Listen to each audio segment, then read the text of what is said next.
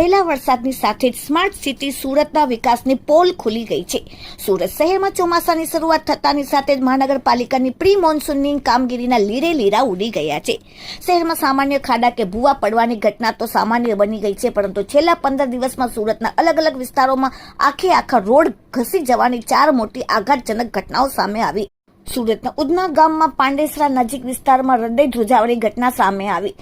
મુખ્ય માર્ગ પરથી પસાર થઈ રહેલી સરકારી એસટી બસ ચાલુ રોડ પર અચાનક જ રસ્તો ઘસી પડતા મોટા ખાડામાં ફસાઈ ગઈ હતી। આ ઘટના સમયે બસમાં અંદાજે 35 જેટલા મુસાફરો સવાર હતા, જેમનો જીવ અદ્ધર થઈ ગયો હતો। સદનસીબે આ ઘટનામાં કોઈ મોટી જાનહાનિ નોંધાઈ નથી। આ તમામ મુસાફરોનો આબાદ બચાવ થયો, પરંતુ વ્યસ્ત મુખ્ય માર્ગ પર આટલો મોટો ભૂવો પડતા વાહન ચાલકો માટે ભારે જોખમ ઊભું થયું અને કલાકો સુધી ટ્રાફિક જામની સમસ્યા સર્જાઈ। તો લિંબાયત વિસ્તારમાં રોડ બેસી જવાની ઘટના સામે આવી, જેમાં સ્કૂલ વાન ત્યાંથી પસાર થતો હતો। અચાનક રોડ પર પડેલા ખાડામાં એક તરફ નમીને ફસાઈ ગઈ હતી। આ અકસ્માતને પગલે ઘટના સ્થળે ભારે દોડધામ મચી ગઈ હતી, પરંતુ સદનસીબે વાહનમાં સવાર બાળકોનો આબાદ બચાવ થયો અને કોઈ પણને ઈજા પહોંચી નથી, જેના કારણે મોટી હોનારત ટળી।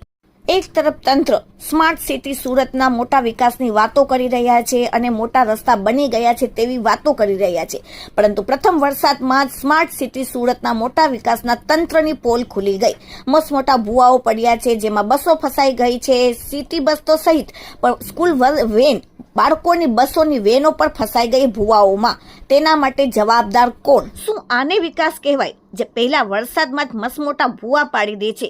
જો કોઈ પણ જાતની અનિચ્છિત ઘટના બને તો તેના માટે હવે જવાબદાર કોને કહેવાય?